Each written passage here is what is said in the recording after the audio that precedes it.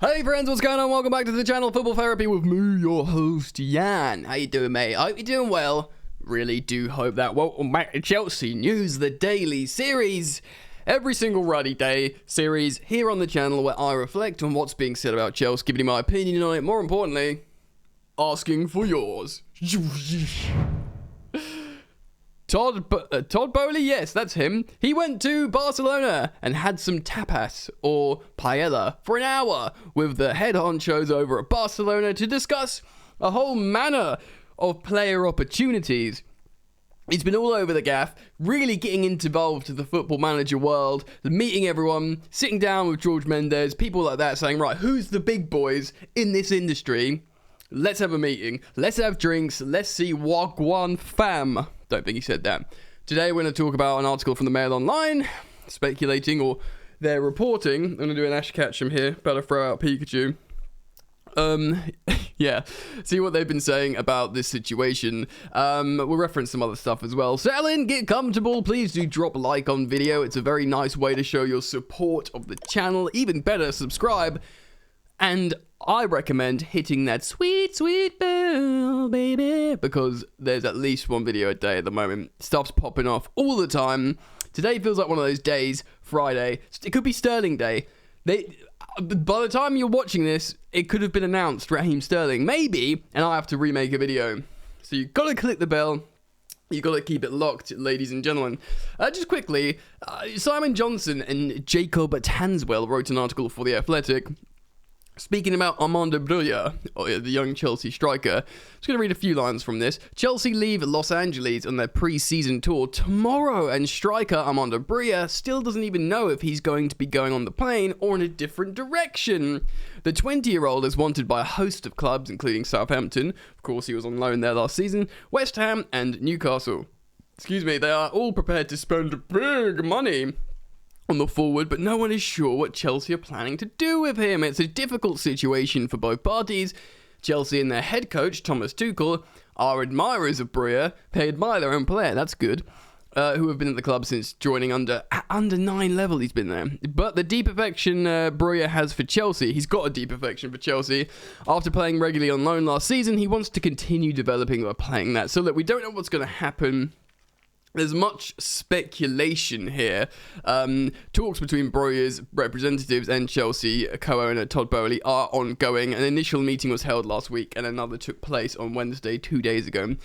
What's going to happen with Armando Broja? We don't know yet. Simon Johnson goes on in this article to talk about strengths, weaknesses, why loads of teams want him. Chelsea, will, as a striker, will have Kai Havertz. We will have...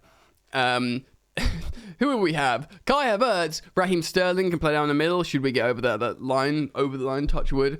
And then, I guess maybe as well, maybe even Memphis Depay. What?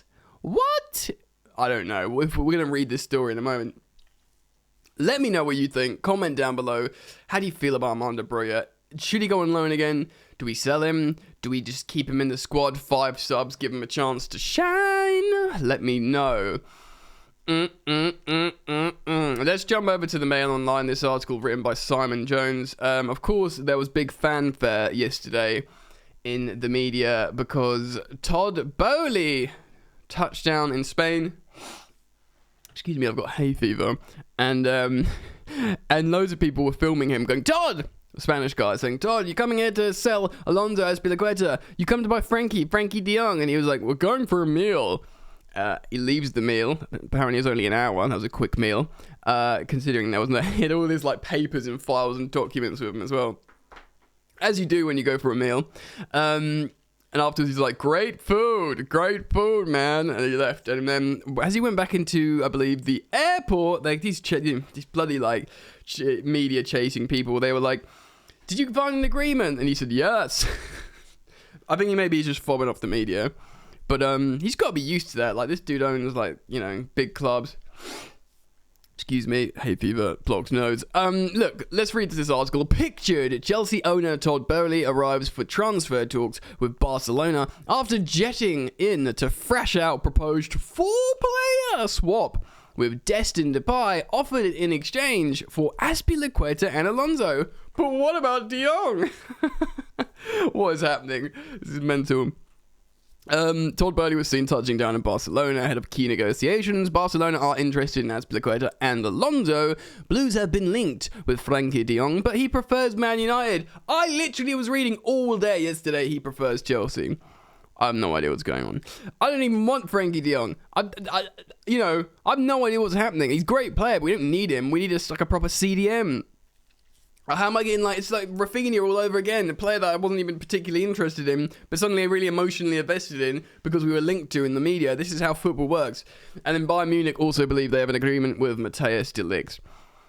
Simon Jones, this is a guy, obviously it's the Daily Fail. I think this guy is actually meant to be quite a good journalist, so we read on. Chelsea owner Todd Boehly flew to Barcelona on Thursday, last night, to discuss a number of potential trades. Barcelona want Chelsea fullbacks Azpilicueta and Marcos Alonso and are prepared to offer players as part of the negotiations rather than pay more than a nominal fee. Dutch-born USA international fullback Sergino Dest and Holland international Memphis Depay are thought to be among the names. There's a picture of Todd Boehly here with loads of documents in his hand, leaving the car. Big smile on his face.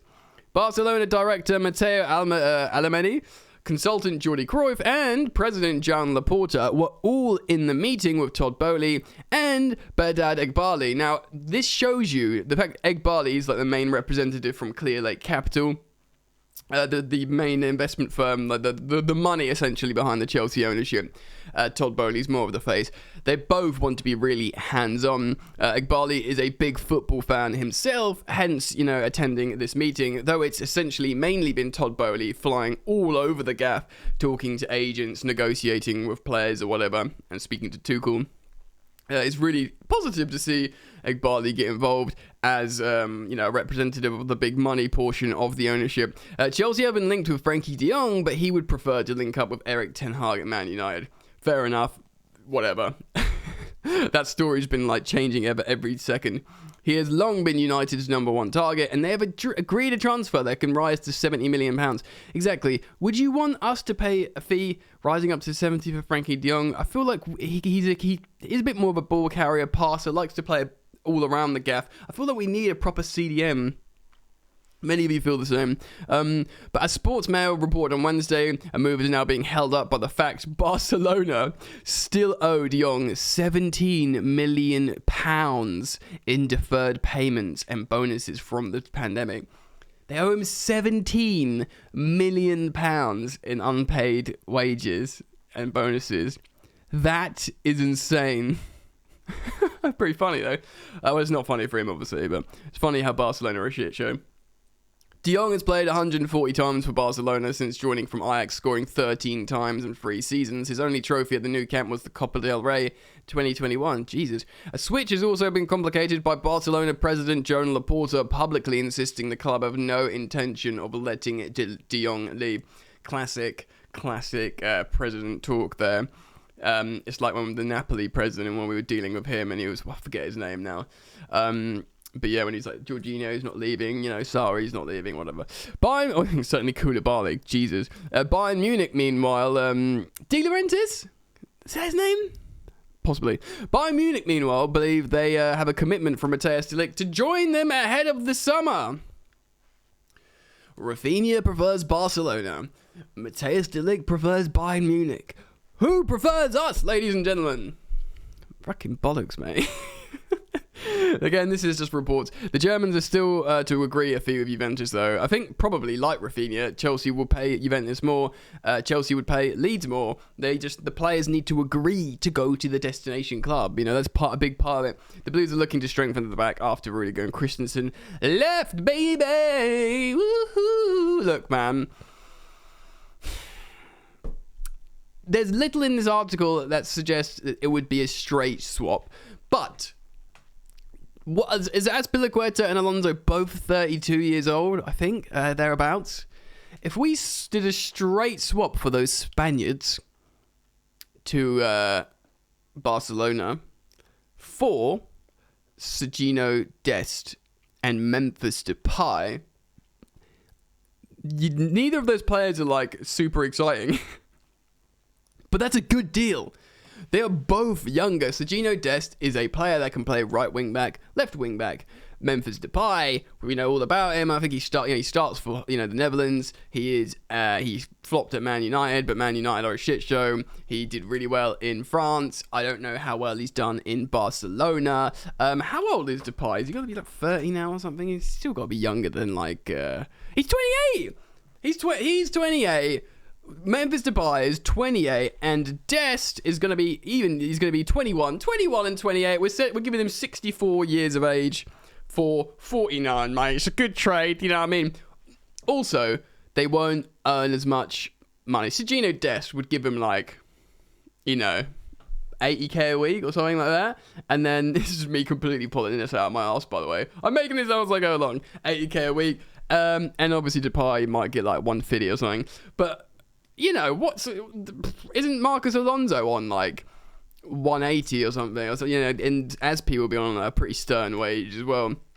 Generally, I theoretically that would be a really good swap, because maybe they put them on massive wages or wages they don't want to continue, and perhaps the wage structure of how they'd pay Alonso and Azpilicueta for longer term deals, 2+1, that it would work out better for the players in terms of long term financial security, but they don't have to fork out that much right now, so it might suit Barcelona. Again, speculating here, mate.